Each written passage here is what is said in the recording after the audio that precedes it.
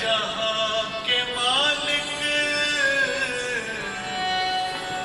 तेरा ही आसरा है। सारे जहां के मालिक तेरा ही आसरा है। गुड इवनिंग फ्रेंड्स, चलिए शुरू करते हैं आज का विषय। डिस्कोर्सेस 3 पढ़ रहे हैं तो वही जारी रखेंगे। आज तीसरी मीटिंग और चौथा लेक्चर री एजुकेटिंग द थिंकिंग इंस्ट्रूमेंट उसके ऊपर है। पर लास्ट टाइम हमने जो पढ़ा था उसमें समय नहीं बचा था किसी को प्रश्न पूछने का। मेरे ख्याल से राजू भाई को कुछ पूछना था, तो राजू भाई है तो पूछना चाहे तो पूछ सकते हैं, बाद में हम रीडिंग करेंगे। राजू भाई कुछ पूछना है?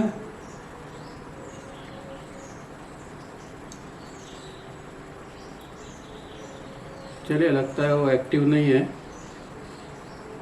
तो हम रीडिंग ही करेंगे। हाँ मैं एक्टिव हूँ। हाँ जी, बोलिए बोलिए। वो मैंने मूड करना भूल गया, अनम्यूट करना भूल गया। हाँ, तो अभी ज्वाइन हुआ हूँ मैं। हाँ तो बोलिए। मुझे प्रश्न तो ये याद था, मैंने कहा था याद करके रख कर, लेकिन अभी फिलहाल निकल गया है। मैं जब याद आएगा तो मैं लास्ट में पूछूंगा अगर टाइम है तो। ठीक है, नहीं तो मैं बिल्कुल फिर नोट कर लूंगा। ठीक है, नो प्रॉब्लम। तो लास्ट टाइम आपने जो मुझे बड़ा प्रश्न था लेकिन भूल गया अभी। नहीं, आपने एक और भी प्रश्न किया था कि ये लेफ्ट ब्रेन, राइट ब्रेन और कोर ब्रेन का तावरिया जी की सिस्टम क्या। हाँ, तो वो तो मैंने किया था, उसका जवाब भी आपने दे दिया। हाँ, पर इसमें ये पेपर में हम देखेंगे, उसमें भी तावरिया जी ने दिया है कि जो लेफ्ट ब्रेन जिसको हम कहते हैं वो तावरिया जी इसको लेफ्ट मिड ब्रेन कहते हैं। तो लेफ्ट मिड ब्रेन जो है वो साइंस के हिसाब से खाली लेफ्ट ब्रेन कहता है। फिर जो राइट ब्रेन जो साइंस कहता है वो तावरिया जी राइट मिड ब्रेन कहते हैं उसको। मिड ब्रेन कहते हैं, यस। हाँ, ये दो उन्होंने किया है। और कोर ब्रेन को हम रियर ब्रेन और कॉन्शियस ब्रेन दोनों मिला के कोर ब्रेन समझ सकते हैं। कोर ब्रेन, हाँ, क्योंकि कोर ब्रेन में जो अंदर मेमोरी चल रही है तो मेमोरी हमारे रियर ब्रेन के अंदर है, तो उसको हम इस तरह रिलेट कर सकते हैं। ठीक है, जी। चलिए तो पेपर पढ़ना शुरू करते हैं। हाँ, पेपर पढ़ना शुरू करते हैं। बोलेंगे पेज नंबर 7 नई ओके। ये नई मीटिंग पेपर है, री educating the thinking instrument the area of the brain. Okay. हाँ, अब आप म्यूट कर दीजिए, आपका म्यूट कर दीजिए। ओके। तो पहले उन्होंने एक प्रेयर ली है लाइट ऑफ एशिया के अंदर, फिर वो हम देखते हैं। I shall begin today's meeting and our next meeting by this prayer and firm resolve. तो इस मीटिंग की शुरुआत ये जो है वो एक प्रार्थना से करते हैं। और ये प्रार्थना है वही उनका जैसे कि संकल्प है कि फर्म रिजॉल्व, तो एक दृढ़ संकल्प कैसा होता है, इसी तरह की ये प्रार्थना लाइट ऑफ एशिया में है। This will I do because the woeful cry of life and all flesh living comes up into my ears, and all my soul is full of pity for the sickness of the world, which I will heal if healing may be found by uttermost renouncing and great strife। तो ये प्रार्थना में वो कहते हैं कि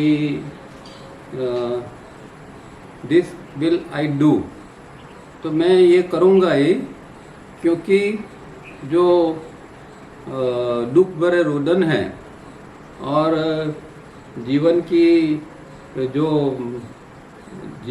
और जीवों की, लोगों की जो पीड़ा है, दुख है, उनका रुदन है, वो जो क्योंकि मेरे पास आ रहा है, मेरे कानों में पड़ रहा है, इसलिए मैं ये करना चाहता हूँ। And all my soul is full of pity for sickness of the world.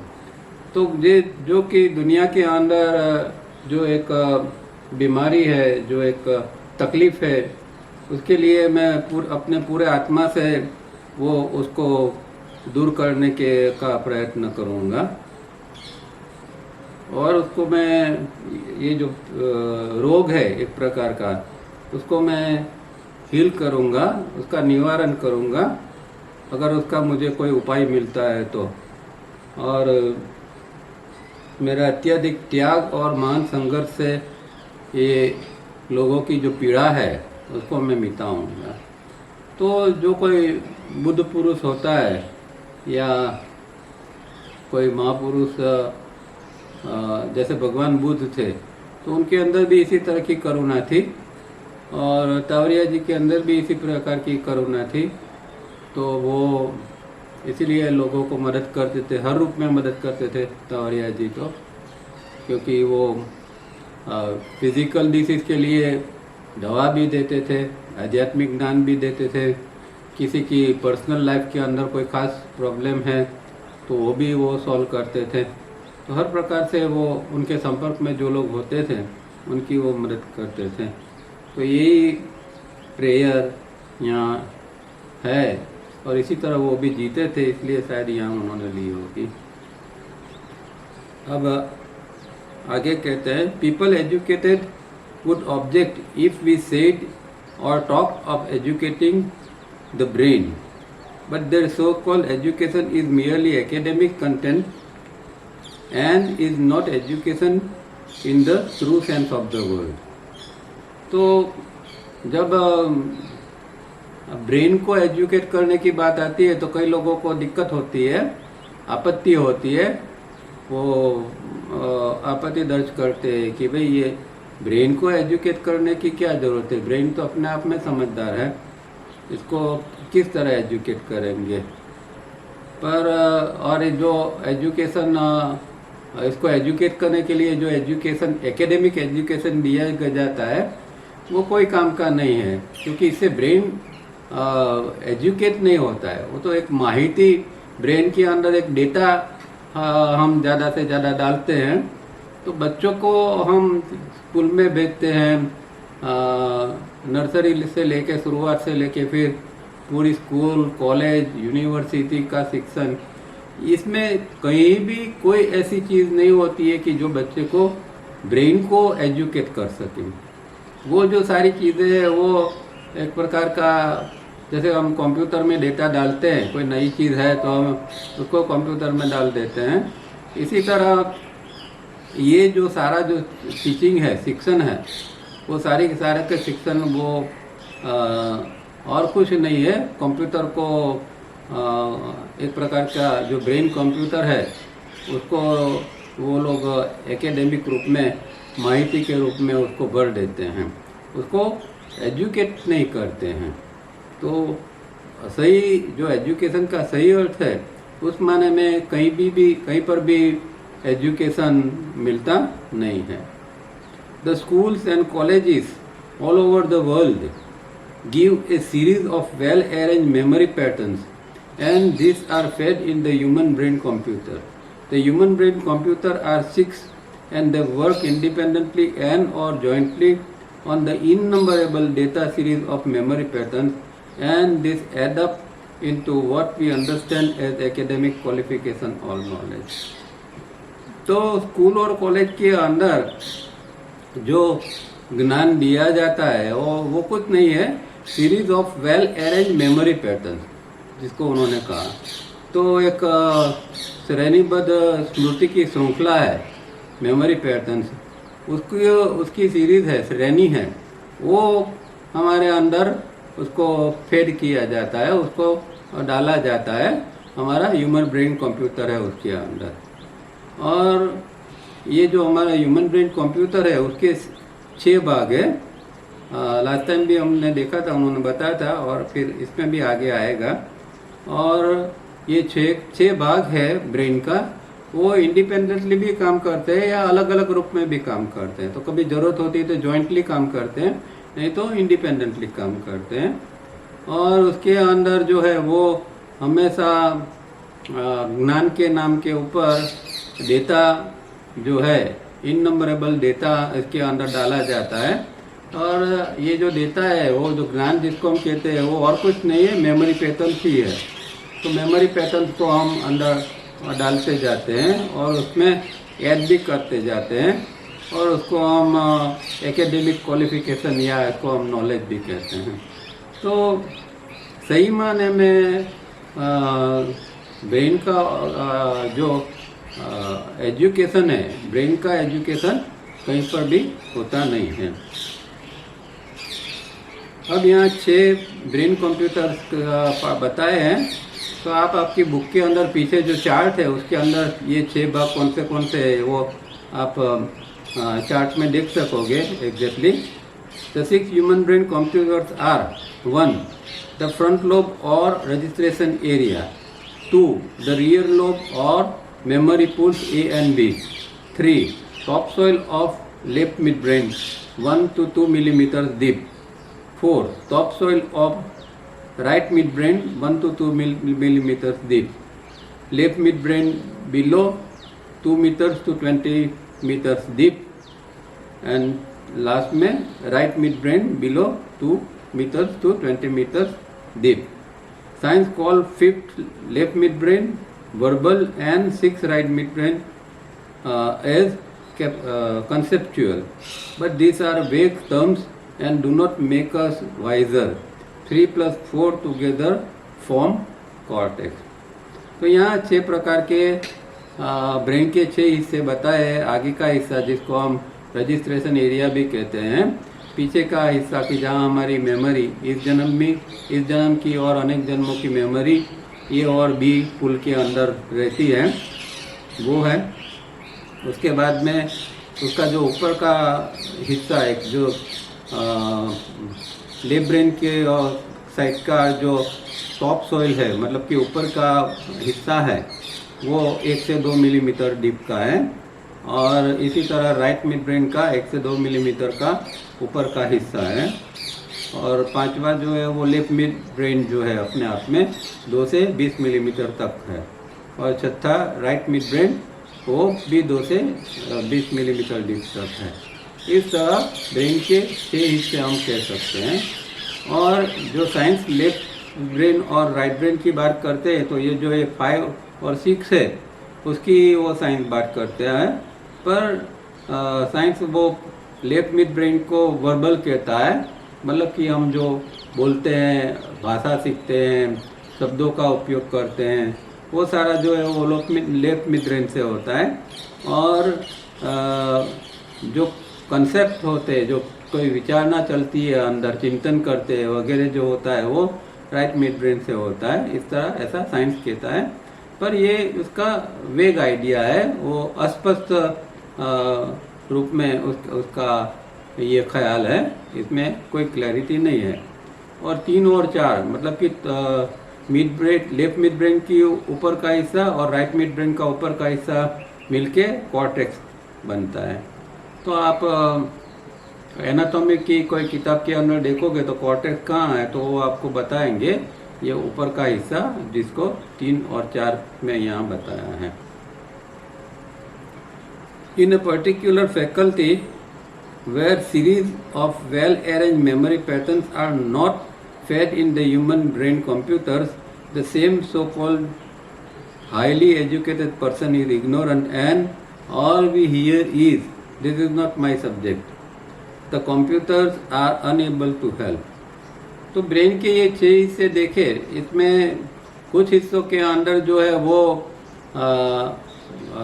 ये जो बाहर से जो हम ज्ञान कहते हैं, वो ज्ञान जो फिलअप किया जाता है वो वहाँ पहुँचता है। पर कुछ हिस्से ऐसे हैं, पर्टिकुलरली ये जो 6 नंबर का जो है राइट मिड ब्रेन, कि वहाँ जो है वो किसी भी प्रकार की मेमोरी पैटर्न जो है वो वहाँ पहुँचती नहीं है। और और जब ऐसा होता है और उस व्यक्ति को चाहे कितना भी एजुकेटेड है उसको उसके बारे में पूछा जाए तो कह देगा वो कि this is not my subject, ये मेरा विषय नहीं है, ऐसा करके वो व्यक्ति छटक जाएगा। तो कितना भी एजुकेटेड व्यक्ति होता है पर वो इग्नोरेंट ही होता है, अज्ञानी नहीं होता है, क्योंकि ये जो छठा एरिया है राइट मिड ब्रेन का है, वहाँ से जो ज्ञान आता है वो बिल्कुल अलग प्रकार का होता है, और जो हम बाहर से ज्ञान डालते हैं वो वहाँ भी नहीं पहुँचता है। ऑन द कॉन्ट्ररी, जब हम मेमोरी को बंद कर देते हैं तभी हम वहाँ पहुँच सकते हैं। तो यहाँ memory pattern, arrange memory pattern तो वहाँ डालने का कोई सवाल ही नहीं पैदा होता है, क्योंकि हम जानते हैं कि जो ऊपर का वाल है उसको जब हम बंद कर देते हैं तो मेमोरी ब्रेन के अंदर जा नहीं पाती है। तो ब्रेन के अंदर ये उस समय फिर हम ये राइट मिड ब्रेन के अंदर हम एंटर हो सकते हैं। तो वहाँ कोई भी प्रकार की ये मेमोरी पैटर्न की जो सीरीज़ है वो वहाँ नहीं पहुँच पाती है। और इस तरह वो जो कंप्यूटर है, वो जो सो कॉल्ड ज्ञानी व्यक्ति है उसका कंप्यूटर है वो मदद करने के लिए हेल्पलेस हो जाता है। The amount of such learning is becoming so very voluminous that our present day method of books will be replaced by actual well prepared special micro taps which will be implanted by an operation, and so the future humanity will be able to boast of much wider spectrum of knowledge that it is at present possible. तो यहाँ जो एक और important बात कहते हैं कि भाई आज जो टीचिंग जो हो रहा है उसके अंदर अब जो है वो उसका वो अमाउंट बढ़ती जाती है। मतलब कि जैसे कि हम पहले जब हम स्कूल में थे तो हमें जो सिखाया जाता था बचपन में, और वही स्टैंडर्ड के अंदर आज के बच्चे उनको बहुत सारा पढ़ना पड़ता है, बहुत सारा उनका लेसन्स या टीचिंग होता है। तो आज जो वो अमाउंट ऑफ लर्निंग जो है वो बढ़ती ही जाती है, उसका जत्था बढ़ता ही जाता है।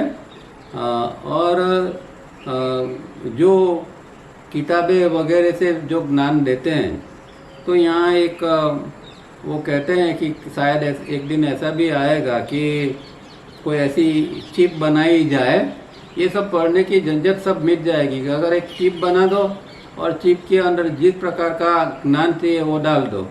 अब कोई व्यक्ति को, कोई बच्चे को साइंस का ही ज्ञान चाहिए तो ऐसी एक चिप बना दो कि जिसके अंदर साइंस का पूरा ज्ञान डाल दो। या किसी व्यक्ति को, किसी बच्चे को कोई और फैकल्टी का ज्ञान चाहिए तो वो फैकल्टी का ज्ञान चिप के अंदर डाल दो और ऑपरेशन करके उसके ब्रेन में रख लो, बात खत्म हो जाएगी, उसको पढ़ने की कोई झंझट ही नहीं रहेगी। और फिर भविष्य में ऐसे लोग बोस्टिंग भी करेंगे, बड़ाई भी आंकेंगे कि हमारा नॉलेज का स्पेक्ट्रम देखो कितना बढ़ गया है करके।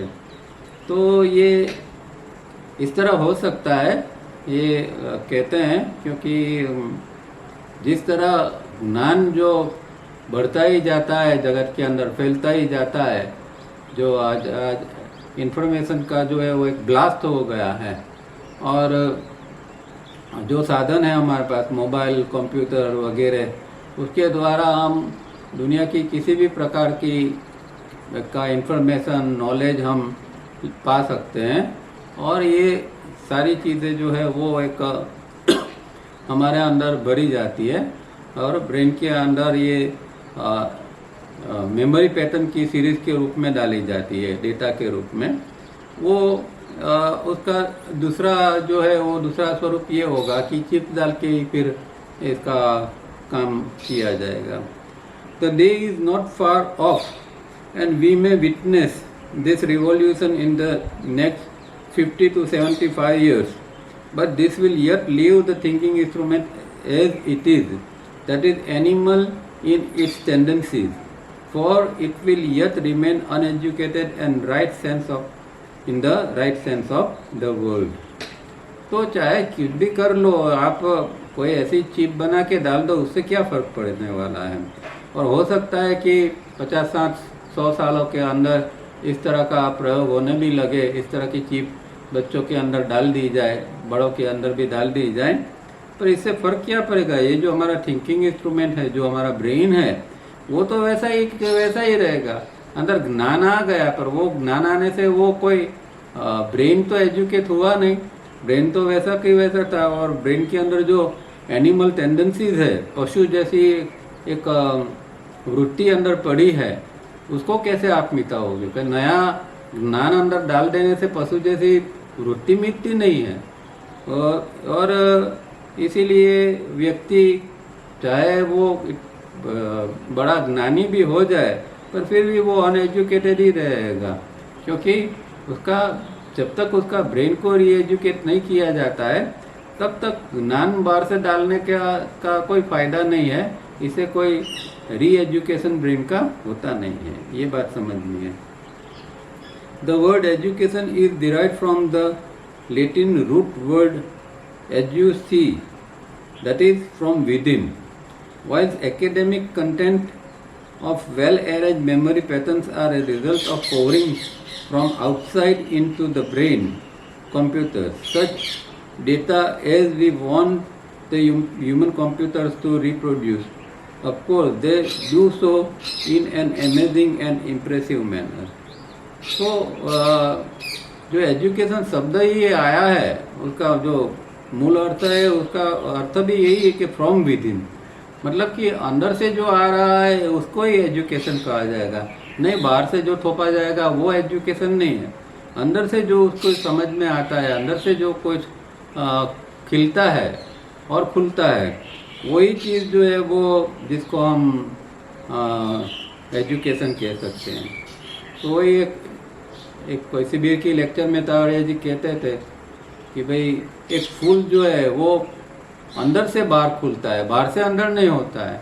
तो धीरे धीरे जो उसकी कली होती है वो बाहर की ओर खुलती जाती है। इसी तरह जो हमारा जो अंदर का जो अंदर से हमारी एक समझ ज्ञान जो है वो विकसित होना चाहिए, और हमारा जो डेवलपमेंट है वो इसी तरह अंदर से होना चाहिए। पर एकेडमिक ज्ञान जो है वो जो इसकी जो मेमोरी पैटर्न जो बना के हमारे ब्रेन में डाली जाती है, वो बाहर से डाली जाती है। जैसे कि हमारा नॉर्मल कंप्यूटर के हम डेटा फिट करते हैं, इसी तरह हमारे ह्यूमन ब्रेन के अंदर भी इस तरह ज्ञान के नाम पर डेटा को ही फिट किया जाता है। और जिस तरह का उसको बनाना है, इस तरह का वो उसको बना सकते हैं, इस तरह का डेटा डाला जाता है। और ऑफ कोर्स वो एक आश्चर्यकारक और प्रभावशाली मैनर है। पर जहाँ तक सवाल रीएजुकेशन ऑफ ब्रेन का है, तो कुछ भी कर लो, इससे ये नहीं होता है। ये सारी चीज़ें जो है अंदर की है, तो कुछ ऐसी पद्धति होनी चाहिए कि व्यक्ति के अंदर उसका अंदर से ये चीज़ खुले और अंदर से उसका विकास हो पाए, बाहर से डालने की बात नहीं हो। और ठीक है, वो जितना ज़रूरी है, क्योंकि इस दुनिया में हम रहते हैं, तो टोटली तो हम इसको इग्नोर नहीं कर सकते, इसको साइड पर नहीं रख सकते कि भाई हमें एकेडमिक एजुकेशन चाहिए ही नहीं। क्योंकि जीवन है तो नौकरी धंधा करना है, आगे बढ़ना है, जीवन फैमिली है, उसका पालन पोषण करना है, तो इस तरह का एजुकेशन की भी ज़रूरत है। पर वो इतनी ही ज़रूरत है कि जितना हमारा लाइवलीहुड के लिए जो ज़रूरी है इतनी है। वो हमारे अंदर की जो पशुता है उसको वो निकाल नहीं सकता है। और हमें तो ह्यूमन बीइंग बनना है, तो जो एक ह्यूमन के रूप में हमें जो विकास करना है, इसके लिए ये एजुकेशन, एकेडमिक एजुकेशन के अलावा बहुत कुछ हमें करने की ज़रूरत पड़ती है। पर बहुत कम लोग ऐसे होते हैं कि जिसको ऐसी इच्छा होती है कि चलो भाई बहुत पढ़ लिया, बहुत सीख लिया, पर कुछ अंदर का भी विकास करे, ऐसी इच्छा नहीं होती है ज़्यादातर लोगों के अंदर। तो बस वो एजुकेशन बाहर का लेंगे, फिर नौकरी धंधे में लग जाएंगे, फिर घर गृहस्थी बन जाएंगे और बच्चे वगैरह की जिम्मेदारी लेके जीवन धीरे धीरे धीरे समाप्त कर देंगे। तो वो इतना काफ़ी नहीं है। जीवन जो हमने लिया है उसका कोई पर्टिकुलर उद्देश्य है और उद्देश्य भी वो पूर्ण होना चाहिए। Now you must realize why the thinking instrument remains uneducated, for no training or re-educating has been carried out in its inner structure, and hence its inner spectrum remains unchanged, and so all the great amount of knowledge poured from outside source creates in fact a donkey or a mule that knows not and cannot differentiate between the load of gold or mud that it carries। तो ये अब हम समझ सकते हैं कि भाई ये जो हमारा थिंकिंग इंस्ट्रूमेंट क्यों अनएजुकेटेड ही रहता है, क्योंकि जो बाहर से डाला जाता है तो वो अनएजुकेटेड ही रहेगा, क्योंकि किसी प्रकार की ट्रेनिंग या बाहर का जो हम किसी प्रकार का जो सो कॉल्ड एजुकेशन है उससे हमारा स्ट्रक्चर नहीं बदलता है, और स्ट्रक्चर नहीं बदलेगा तो उसका स्ट्रक्चर का स्पेक्ट्रम भी नहीं बदलेगा। अब ये दोनों नहीं बदलेंगे तो फिर जितना भी हम ज्ञान जो है जो बाहर से अंदर डालेंगे तो उससे व्यक्ति कैसा होगा, तो एक डोंकी और मूल, तो एक जैसे कि हम एक गधा या खच्चर हम बना रहे हैं इस तरह का होगा। और वो खच्चर और गधा ऐसा है कि उसके पीठ के ऊपर सोना रखा है कि माटी रखी है उसको कोई पता ही नहीं। तो हमारा जो सोकल एजुकेशन है वो ऐसा ही है कि जैसे गधा या खच्चर को हम जिस तरह हम ट्रेन करते हैं और उसके ऊपर जो हम बोझ डालते हैं, तो वही ऐसा है हमारा ये एजुकेशन, इस तरह का हमें इंसान को बना देगा।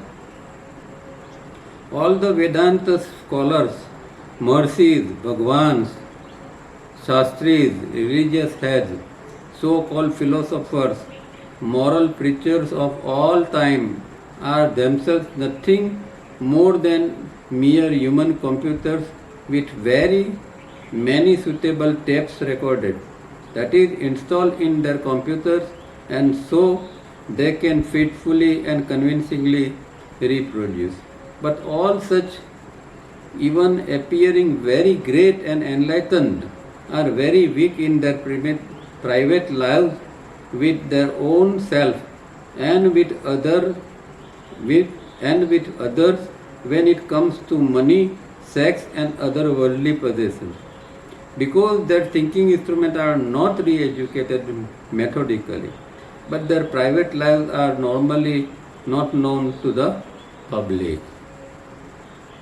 तो यहाँ ये कटाक्ष करते हैं कि भाई ये जो धर्म के नाम पर कहा गया, जो अध्यात्म के नाम पर, फिलोसॉफी के नाम पर जो कुछ है, जो कर्ण सिखाने वाले हैं, बड़े बड़े स्कॉलर्स है, महर्षि की उपाधि लेने वाले हैं, या भगवान जिनको कहते हैं, या बड़े या शास्त्री पंडित या कोई रिलीजियस हेड है, ऐसे सब कोई जो है वो कुछ नहीं है अंदर से, वो भी एक सामान्य आदमी की तरह खाली ही है।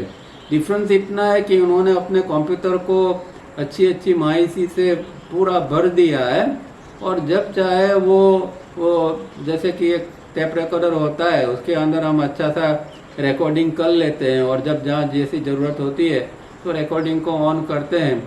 तो इससे सामान्य आदमी और जिसको हम महापुरुष मानते हैं, क्योंकि हम अंदर तो किसी को देख नहीं सकते हैं कि भाई ये, हम तो ये देखते कह रहे हैं ये तो कितना ज्ञानी है, कितना इसकी ज़बरदस्त समझ है, कितना लॉजिकल ये बात कर रहा है, तो हम तो बाहर से ही देखेंगे। और उसकी प्राइवेट लाइफ क्या है वो भी हमें पता नहीं है, क्योंकि प्राइवेट लाइफ में भी दिखावा हो सकता है। तो हम तो सिर्फ बाहर का देखते हैं और इम्प्रेस हो जाते हैं और मानते हैं कि ये महापुरुष है। पर ये भी सामान्य व्यक्ति का जैसा ब्रेन कंप्यूटर है वैसा ही उनका भी ब्रेन कंप्यूटर है, और ये इस तरह सिर्फ जो कुछ अंदर डेटा डाला है उसको ही बाहर फेंकते हैं।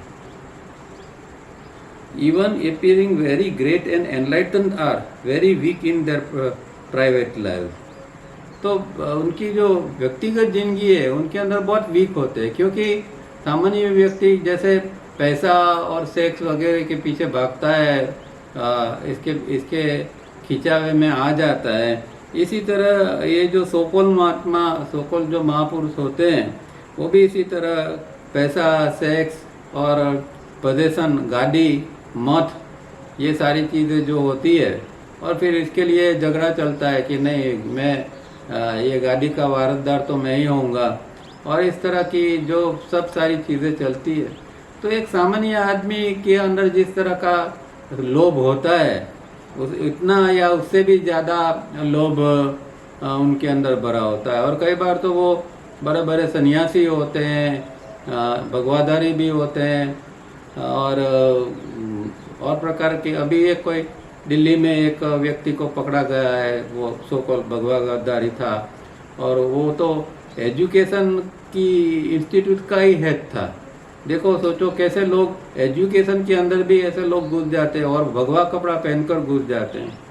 तो और कैसी शरारत करता था वो सारा सब बाहर आया। तो जब तक ये सब छुपा होता है तो पता नहीं चलता है कि क्या क्या कहाँ गोरख धंधा हो रहा है। जब बाहर आता है तब पता चलता है कि अरे इस तरह हर जगह पर ये तो देखो तो इस तरह ही है। तो एक ही कारण है कि इन लोगों का थिंकिंग इंस्ट्रूमेंट है उसको रीएजुकेट नहीं किया गया है। तो सबसे जो हमें जो एकदम प्री रिक्विजिट है, सबसे बड़ी ज़रूरत है वो ये है कि ये हमारे इंस्ट्रूमेंट को, ब्रेन को किस तरह रीएजुकेट किया जाए और मेथोडिकली उसको रीएजुकेट करना है। तो इसके लिए तो एक ही उपाय है कि बचपन से योग किया जाए, और जो सोकोल धर्म है हो सके तो बच्चों को बहुत धार्मिक बनाने की कोशिश मत करना, क्योंकि ये धर्म के अंदर फिर से वो धर्म की जो कोई का ज्ञान है या क्रियाकांड है वही हम फिट कर देंगे ब्रेन के अंदर। तो फिर वो बच्चा इसी प्रकार का, उसके अंदर कोई विकास नहीं होगा। वो एक नया प्रकार का हम इसके कंप्यूटर में डेटा डाल देंगे, तो फिर वो इस तरह बनने का प्रयत्न करेगा। पर वो रीएजुकेशन ऑफ थिंकिंग इंस्ट्रूमेंट नहीं है। रीएजुकेट करना है तो उसको योग या और कोई पद्धति से मेथोडिकली उसको सिखाना पड़ेगा और उसका ब्रेन को रीएजुकेट करना पड़ेगा।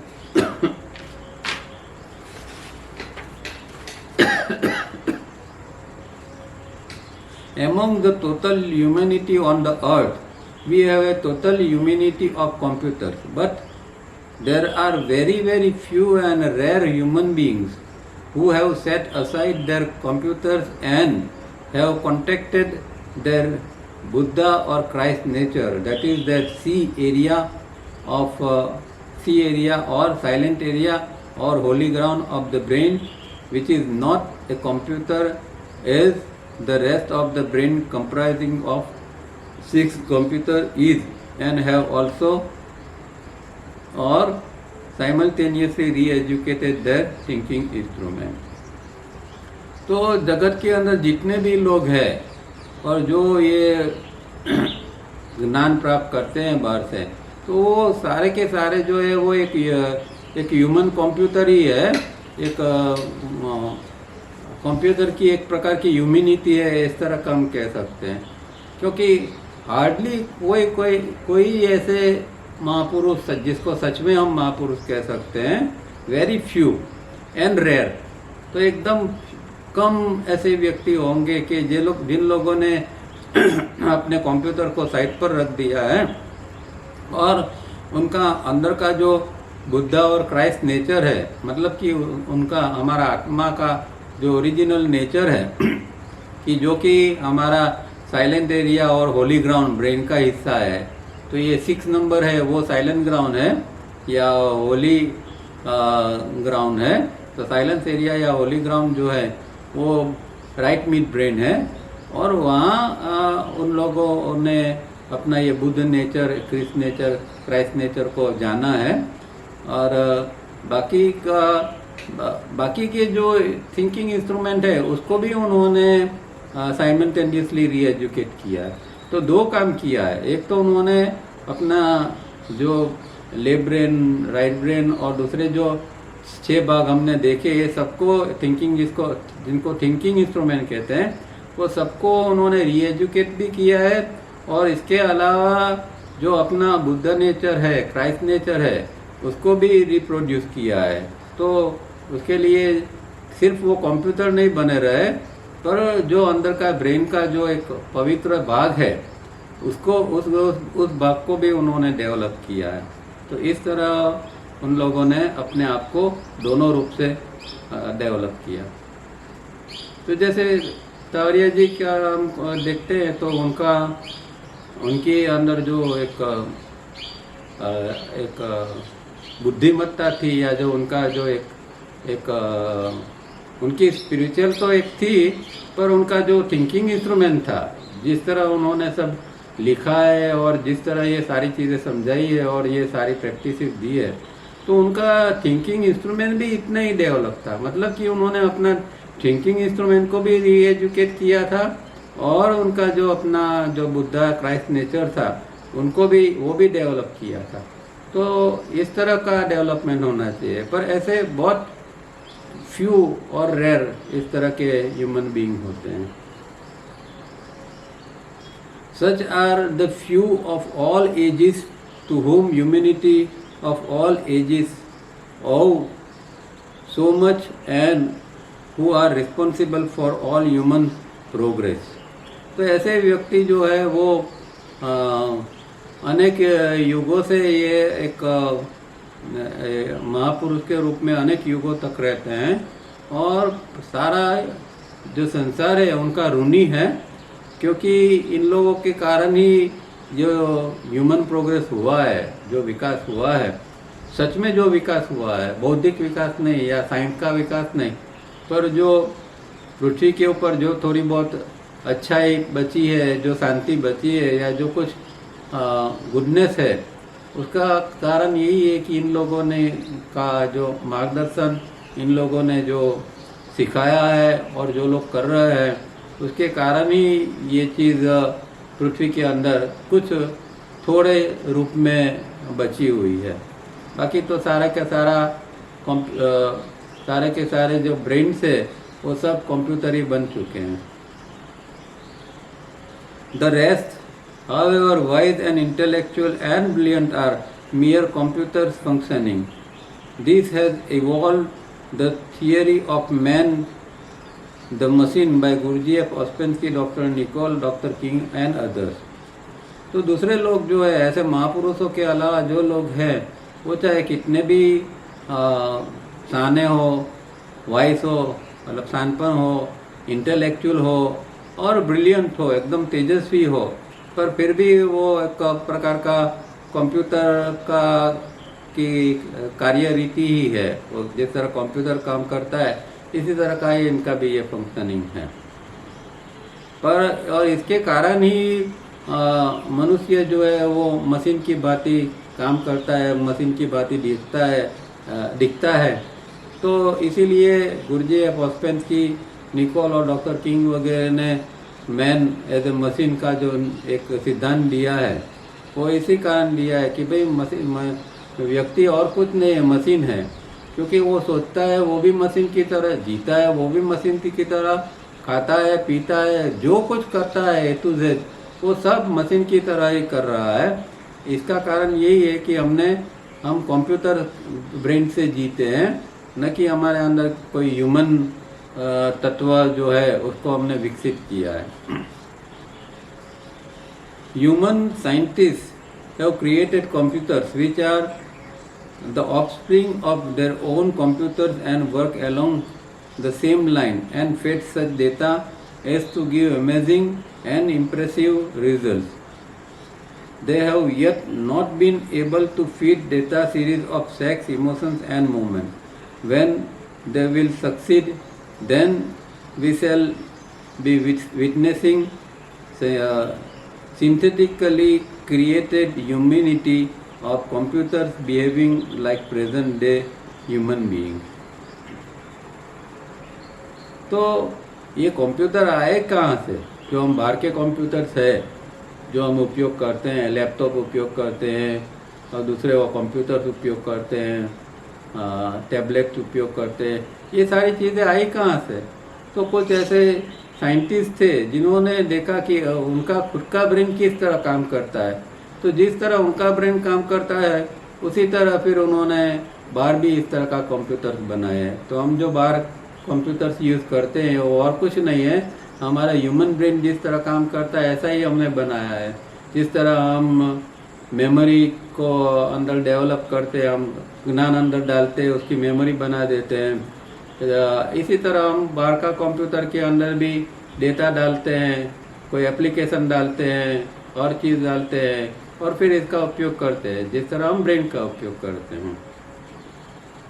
और ये एक बहुत इम्प्रेसिव और अमेजिंग, एक आश्चर्यकारक रूप में ये चीज़ बनाई गई है। इसमें कोई शंका नहीं है कि एक कंप्यूटर जो बना है और काम करता है, आज तो हर चीज़ के अंदर, इवन अब तो मेडिकल में ऑपरेशन के अंदर हर जगह के ऊपर कंप्यूटर का उपयोग होता है। तो ऐसा कोई फील्ड नहीं है कि जहाँ अभी कंप्यूटर ना हो।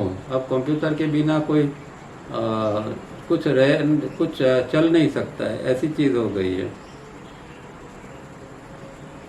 They have yet not been able to feed data series of sex, emotion and movements.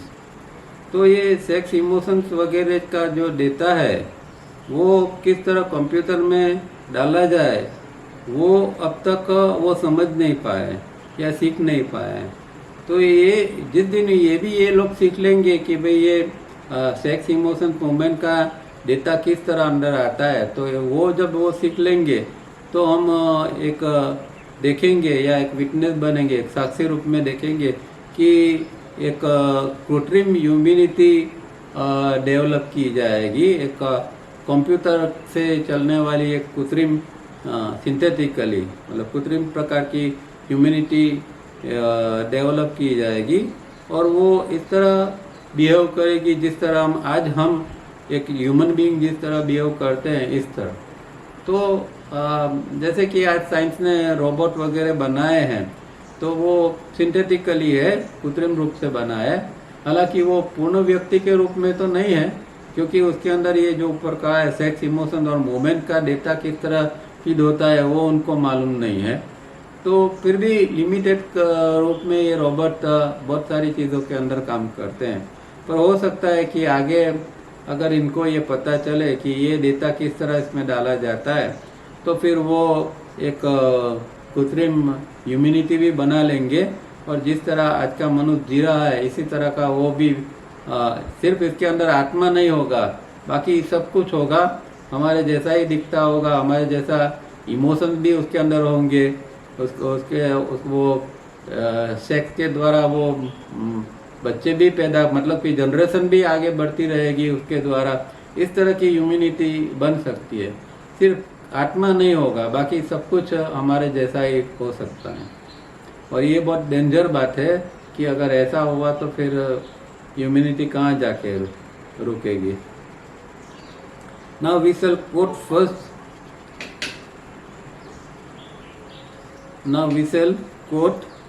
First from Gita. Arjun tells Lord Krishna, "My Lord, tell me what it is that drives a man to sin even against his will and as if by compulsion." तो ये बात उन्होंने कई बार लिखी है, क्योंकि ये बात बहुत एक रिलेटिवली भी हर जगह पर लागू होती है और बहुत इम्पोर्टेंट बात है कि हजारों साल पहले अर्जुन ने कृष्ण को यही सवाल पूछा था कि भगवान ये कौन सी ऐसी चीज़ है कि जो व्यक्ति को पाप की ओर ले जाती है और बलपूर्वक जो वो नहीं चाहता है वो होता है। तो जैसे कई बार हम देखते हैं कि व्यक्ति अच्छा बनना चाहता है, वो अच्छा करने का प्रयत्न करता है, फिर भी वो कुछ अंदर से ऐसा होता है कि वो व्यक्ति जैसे कि कंपल्सन के रूप में या कोई इसको खींच के ले जाता है, इस तरह वो फिर बुरे मार्ग के ऊपर चला जाता है। तो उसका कारण क्या है वो अर्जुन जानना चाहता है। Compare this thought with what Ivan Pavlov, a modern Russian scientist, has to say. I want to know why apparently intelligent individuals so often behave in certain ways against their inclination and wishes. तो आज जो हजारों साल पहले जो अर्जुन ने पूछा था वही आज एक रशियन साइंटिस्ट है आज के ज़माने का, वो भी वही सवाल पूछ रहा है कि मुझे ये जानना है कि जो इंटेलेक्चुअल लोग है, अपेरेंटली इंटेलेक्चुअल लोग, जो बाहर से इंटेलेक्चुअल है, ऐसे लोग जो है वो उनका जो बिहेवियर ऐसा होता है कि जैसे कि वो अपनी इच्छा के विरुद्ध और उसका उनके जो लगाव है उसके विरुद्ध में वो जी रहे हैं या उसके विरुद्ध में कुछ बिहेव कर रहा है, काम कर रहे हैं। तो दोनों का सवाल यही है। Also let us compare what another accepted modern great mind, Aldous Huxley, has to say. Why such multitude of men and women be so ready to sacrifice themselves for a cause so utterly hopeless in ways so painful and so profoundly humiliating. All criminals and wrong acts are painful and humiliating. तो Aldous Huxley करके बहुत बड़ा ये व्यक्ति हो गया और उसने भी इसी तरह का कहा है कि क्यों किस लिए बहुत सारे स्त्री और पुरुषों का समूह जो है वो अपने आप को आपका बलिदान देते हैं, और किस चीज़ के लिए कि जो होपलेस चीज़ होती है कि जिसका कोई वजूद नहीं है या जिसकी कोई ऐसी ज़रूरत नहीं है, ऐसी चीज़ों के लिए वो अपना बलिदान देते हैं। और फिर जो दुख है और जो एक अपमानजनक स्थिति है उसके वो भोग बनते हैं। तो इस तरह बहुत सारे लोग जो है वो छोटी बातों के लिए अपने आप को कुर्बान कर देते हैं। कई लोग धर्म के नाम पर, कई लोग चलो फैमिली के अंदर तो थोड़ा ये होता है, वो तो हम समझ सकते हैं, पर वो भी ज़्यादा नहीं होना चाहिए, पर थोड़ा बहुत तो वो होता है। पर अपने आप को इस तरह गिरा देना और दुख का निर्माण करना और एक नालेसी भरी या अपमानजनक स्थिति को निर्माण करना, वो एक अच्छी बात नहीं है, क्योंकि ये चीज़ तो क्रिमिनल्स के अंदर होती है। जो क्रिमिनल्स होते हैं या गलत काम करने वाले होते हैं वो पेनफुल और ह्यूमिलिएटिंग उनका ये बिहेवियर होता है। तो एक सामान्य आदमी और अच्छा आदमी को इस तरह नहीं करना चाहिए या इस तरह नहीं जीना चाहिए। Between these modern writers and Arjun is an age, and yet the human brain has not changed and will not change in near future, because it has yet not been consciously re-educated. The computers work like any instrument, and thinking instrument is a computer and an instrument, and the human being sometimes get frustrated when these computers have no way of behaving otherwise. It was said Patanjali who first called the human brain a thinking instrument. तो ये अर्जुन के और आज के जो modern ये विचारक है, इनके बीच में हजारों सालों का एक युगों का अंतर पड़ा है, फिर भी ये ब्रेन चेंज नहीं हुआ है। अर्जुन के ज़माने में जो ब्रेन थे, जो लोग थे, उनको भी यही था, वो लोग भी ऐसा ही करते थे कि अपनी इच्छा के विरुद्ध गलत चीज़ों के अंदर वो चले जाते थे। और आज का व्यक्ति भी वही है। आज तो शायद और ज़्यादा ये चीज़ और बुरी हो गई है। आज तो और ज़्यादा लोग नीचे खींचे दिखते हैं। जो उस ज़माने में भी कुछ था और आज भी कुछ था। इसका मतलब ये हुआ कि उस ज़माने में भी ब्रेन को रीएजुकेट नहीं किया जाता था और आज भी ब्रेन को ये रीएजुकेट नहीं किया जाता है, क्योंकि उसको कॉन्शियसली रीएजुकेट करना पड़ता है। इम्पोर्टेंट बात ये है। और भविष्य में, नज़दीक के भविष्य में भी इसकी संभावना नहीं है कि ये रीएजुकेट हो जाएगा। तो कंप्यूटर है वो तो एक इंस्ट्रूमेंट, उपकरण की तरह काम करता है। और हमारा थिंकिंग इंस्ट्रूमेंट है, वो भी एक प्रकार का कंप्यूटर है और एक इंस्ट्रूमेंट है। इसलिए तो तावरिया जी ने इसको थिंकिंग इंस्ट्रूमेंट शब्द कहा है ब्रेन को। सिर्फ ब्रेन नहीं कहा, ब्रेन अ थिंकिंग इंस्ट्रूमेंट। तो ब्रेन एक थिंकिंग इंस्ट्रूमेंट, एक विचार का उपकरण है। जैसे दूसरे उपकरण होते हैं, इलेक्ट्रिकल उपकरण होते हैं, इस तरह ये विचार का उपकरण है और कुछ नहीं है। तो एक सिर्फ इंस्ट्रूमेंट बन के ये रह गया है। और फिर व्यक्ति को कभी कभी बहुत निराशा होती है, क्योंकि कंप्यूटर के द्वारा हमें जो है वो हर प्रकार का जवाब नहीं मिलता, या हर चीज़ हम चाहते हैं वो नहीं हो सकती है। और कभी कंप्यूटर इस तरह का बिहेव करते हैं कि कोई दूसरे रूप में उसका कोई ये जवाब नहीं होता। इस तरह का ये जो होता है, तो इसका मतलब ये है कि ये कंप्यूटर ब्रेन जो है हमारा, वो एक इंस्ट्रूमेंट है। और सेज पतंजलि ने इसीलिए ये ह्यूमन ब्रेन को थिंकिंग इंस्ट्रूमेंट कहा है, और तावरिया जी ने भी ह्यूमन ब्रेन को थिंकिंग इंस्ट्रूमेंट कहा है।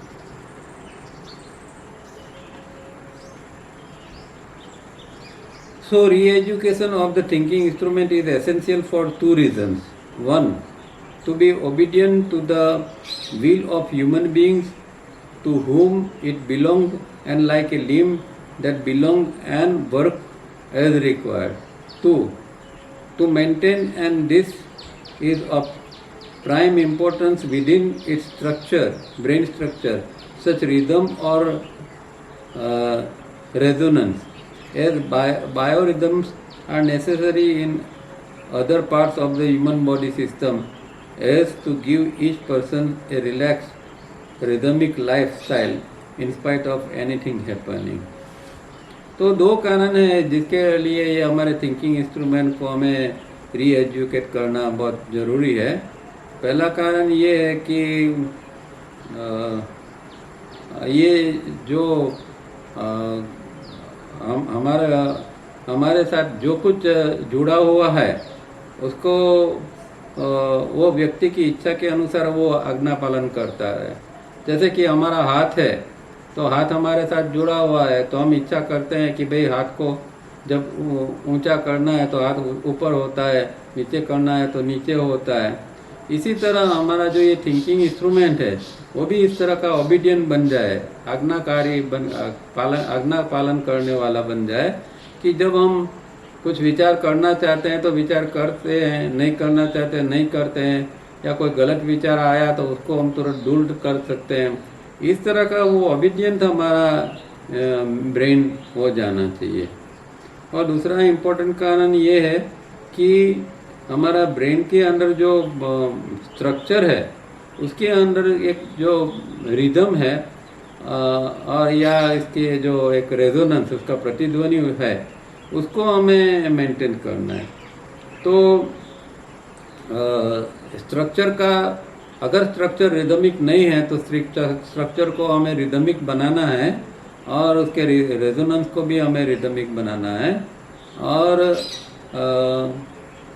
बायोरिदम जो अलग अलग ह्यूमन सिस्टम के अंदर, बॉडी सिस्टम के अंदर जो बायोरिदम जिस तरह चल रही है, इस तरह हर एक व्यक्ति के अंदर ये चलनी चाहिए, ताकि वो व्यक्ति एक रिलैक्स रिदमिक लाइफस्टाइल में जी सके और चाहे कुछ भी हो फिर भी वो व्यक्ति इस तरह जी सके कि भाई अंदर से वो शांत है, चाहे बाहर कितना बड़ा तूफान है फिर भी वो अंदर से शांत होता है। तो ये दो कारण ऐसे हैं कि जिसके कारण हमें हमारे थिंकिंग इंस्ट्रूमेंट को तो ये करना बहुत ज़रूरी है।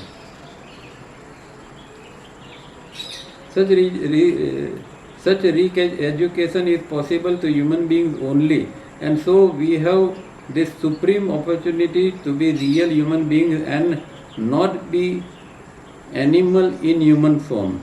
With academic knowledge is a devastating end product that can blow the world to pieces. Wild and domestic animals, like wild and domestic animals.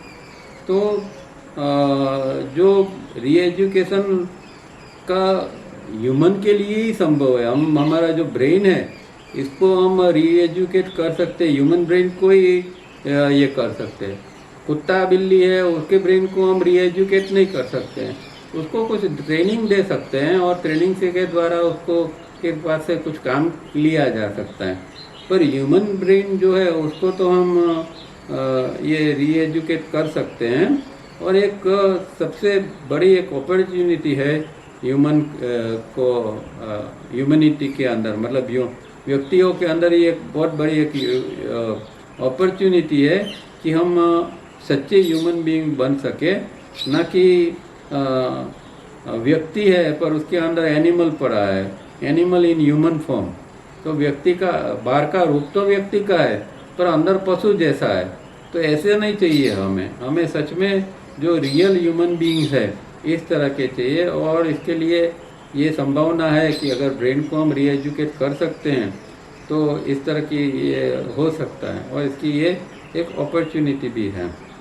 पर कोई भी एकेडमिक जो ज्ञान है उससे इस तरह का ये नहीं होने वाला है और वो तो एक सर्वनाश करने वाला एक अंतिम उत्पादन जैसा हो जाएगा कि जिसके द्वारा ये जगत है वो टुकड़ों में बच जाएगा।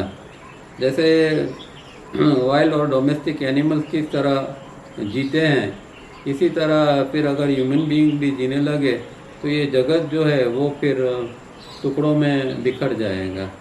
तो ये ह्यूमन ब्रेन का एजुकेशन का ये महत्व है और ये हमें करना चाहिए। यहाँ रुकते हैं, नेक्स्ट टाइम आगे पढ़ेंगे। कोई प्रश्न है तो पूछ सकते हैं।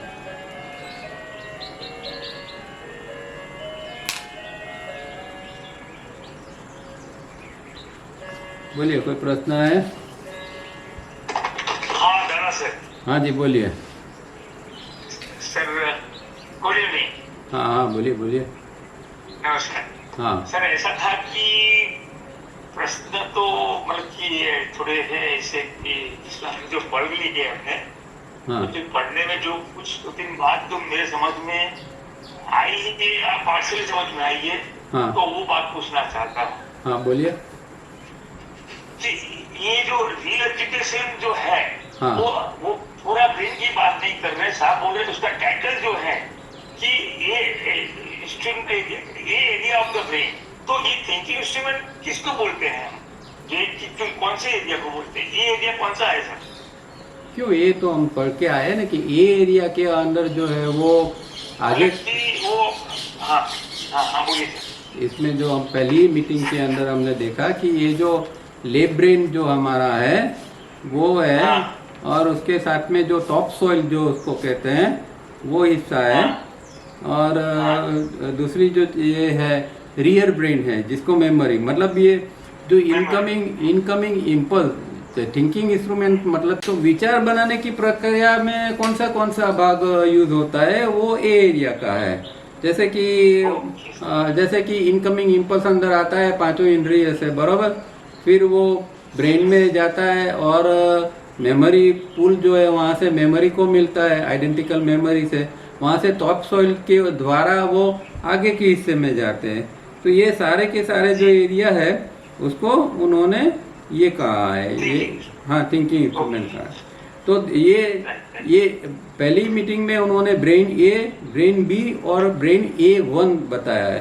तो जिसको आज हम ब्रेन A1 कहते हैं, तो वो जो राइट ब्रेन है उसको उन्होंने A1 कहा था, और जो ब्रेन बी है वो बॉडी का जो मेंटेनेंस का काम करता है, रात को जो अंदर सफाई करता है, दिन में जो पूरी सिस्टम चलाता है, बॉडी की सिस्टम सब चलती है, रेस्पिरेशन है, ब्रीदिंग है, वो सब कुछ जो चलता है वो चलता है वो ब्रेन बी से चलता है। तो ब्रेन ए, ब्रेन बी और A1, इस तरह 3 प्रकार के पहली मीटिंग के अंदर उन्होंने बताया।